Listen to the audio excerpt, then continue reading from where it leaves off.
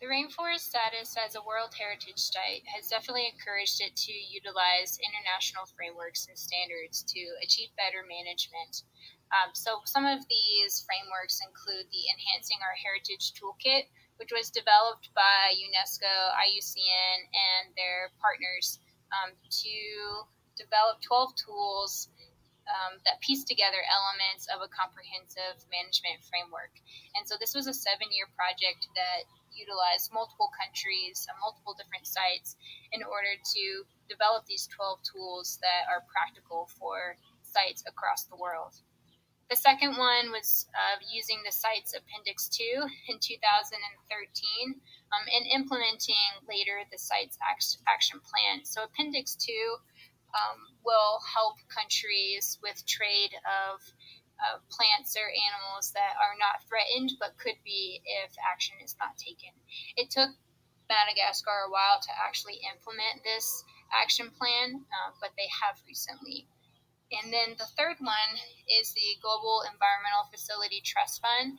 This is one of the more recent grants that Madagascar, the rainforest, have received in order to improve agroecology and sustainable development within the site. So this fund will give Madagascar over $3 million for a $23 million estimated project.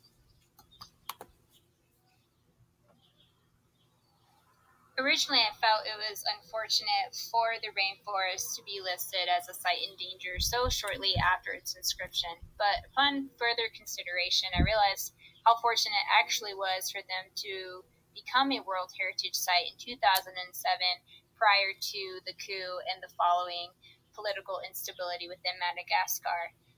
With that, one of the challenges I think still exists is that each component is still geographically dispersed along the east coast of Madagascar.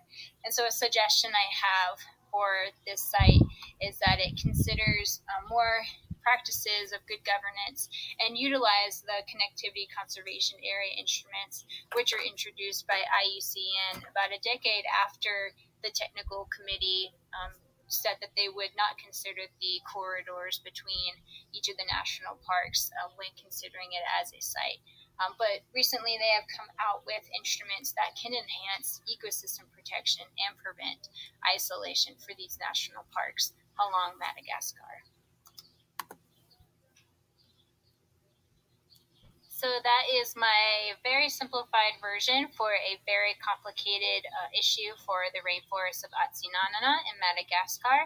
I look forward to listening to all of your presentations, and thank you guys again for another great class and all of your thoughts and comments throughout the course that have really challenged my views in conservation and helped me to grow quite a bit.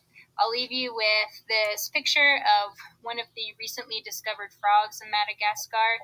5 new species of frogs have been discovered, some of them being in these national parks of the World Heritage Site.